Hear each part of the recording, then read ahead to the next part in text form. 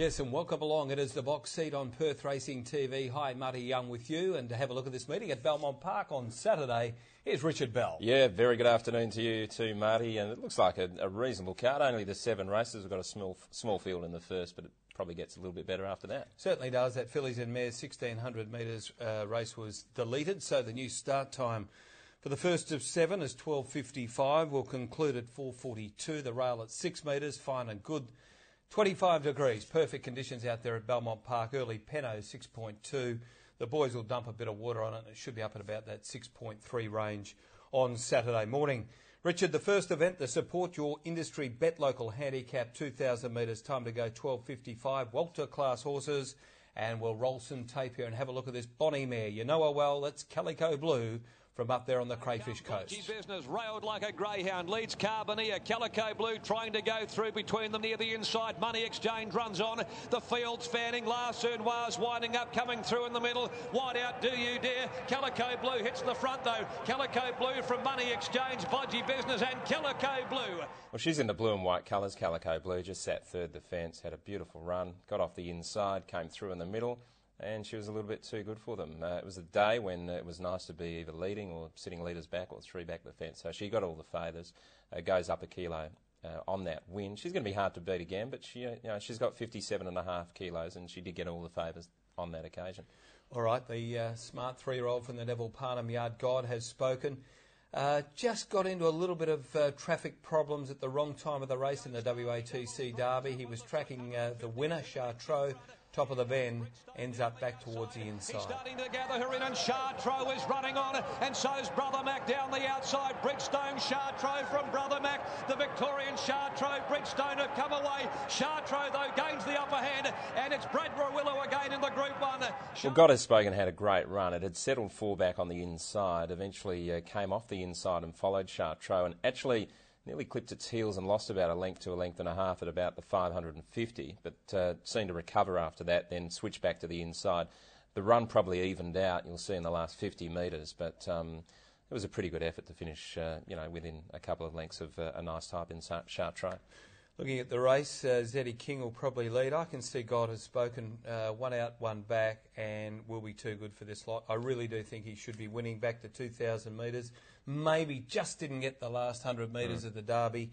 I think that was a very quickly run Derby. It'll hold its place as a good form reference, and he'll do me in the first race, number 3.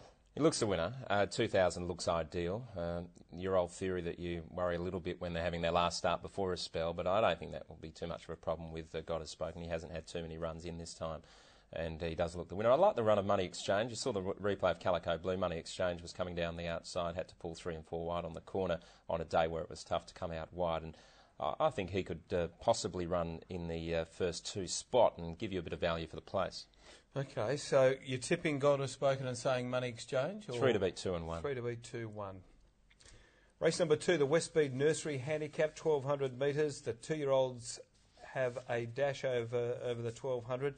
And early scratchings, 8 Tarlassic, 11 Highway Trader, 13 Lone Princess. And we'll roll tape to last week's WA size produce. And the leader here is Ortessa in the Stephen Rowe colours. I thought she did a terrific job to box on and just gets caught for 3rd placing. Levelled up with Ortessa. Now Turner releases the brakes here on the favourite Motion Pictures. She quickly made a line of 3 condition running on, and so's It's a Tune behind them.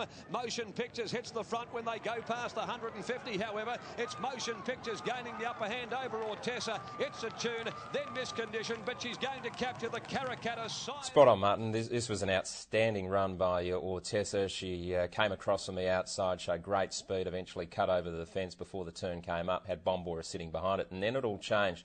Bombora came off the inside, Delamine Diva came up 3 deep, the pressure started to go on, and there was a line of 3 on the corner. She beat those 2 horses off, but then the cream started to come to the top in terms of the horses who had better runs in the race, and Motion Pictures came through to win. But you can see that she battled on really well to run 4th, only run down late, and back to the 1,200 metres here. I think she looks a pretty good bet. Yep. Okay, and the fact that it was like Miscondition, who sort of bloused a late, and It's a Tune obviously coming through late to get her for 3rd and 4th. But last Saturday, Rich, not 1 litre 1.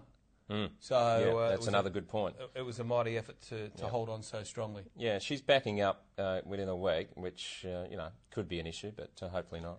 It backs up and drops back at 200 metres, which should suit as well as far as getting a right for the day. The other replay we need to look at here in race number 2 is the Beach Express victory from Ascot on WATC Derby Day. There's a few other runners that are involved in this race, including Dahlia Nova, Joe's Ready, and Scenic Park was the unlucky runner who gets home in the third spot. Knuckling to the task is starting to gather it in. Beach Express went to Hot Tamale, grabs the lead, and Beach Express... You see Beach Express sitting on the lead as back Hot Tamale and peeled off this horse just after straightening. And to run down Hot Tamale was a pretty good effort because we saw Magnificent Pair wasn't able to do that on Wednesday. So you've got to rate the win pretty highly. Magnificent Pair, it couldn't run down Hot Tamale, but Magnificent Pair ran really well in the Karrakatta. So if you read it that way, this is a pretty good effort by Beach Express, and its trial was very good as well. You'll also see Dahlia Nova, which sat back and wide and come down the outside in the white colours. It wasn't a bad effort. Into 4th place, doing its best work late, and got a long way back, had to drag back from a wide draw and was carted wide just coming around the home turn. And Scenic Park was a really good effort, as you say, in the purple and white diamonds. We've just seen it flash through late, got well back in the field, got held up, crucial stage. Yeah, had to weave back nearer the inside and ran home pretty resolutely, but it's drawn very wide. They've taken the blinkers off Dahlia Nova, and I heard John Gangemi on, I think it was either radio, it could have been on PRTV, giving it a big rap, and it had trialled well, gets a more favourable draw. Beach Express goes from barrier 1 to barrier 10, or Tessa's out there in 12, and unfortunately Scenic Park is out in 15.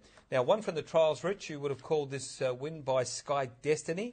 Got out in front, seemed to stack them up a bit and sprinted away and won by 7 lengths. It looked pretty good after being unplaced in 2 trials back in late of last year. So it's obviously come back very well. I'll be watching the market closely, having a good look at it in the yard. This could be a bit of a tricky race here. Wouldn't want to be having a massive investment on Ortessa because she's drawn out, and if they do hold her out, she could be in a little bit of pain. Yep, and back to 1200 too. Back to 12, she may not be able to scoot across as quickly as she did in the size. Yep. And with that theory, I came away from that Beach Express race saying that Scenic Park was a good thing beat. It's got to overcome a wide draw. I'm just hoping they do overcook it, and Scenic Park can make ground down the middle of the field and win this race. So each way, I don't like tipping horses drawn wide at the 1200 Belmont Park, but I will go with Scenic Park. Interesting, Pike goes on to Wild Champagne here. He rode Scenic Park last start, and Peter Nucky goes on Scenic Park. Scenic Park, not a big horse, concerns me a little bit. Wild Champagne was pretty good last start behind Rock Your Socks Off. Hit the line nicely, so it's got to be a chance as well. I just found this a really tough race, Marty. I will tip Ortessa, but not with enormous confidence. Okay.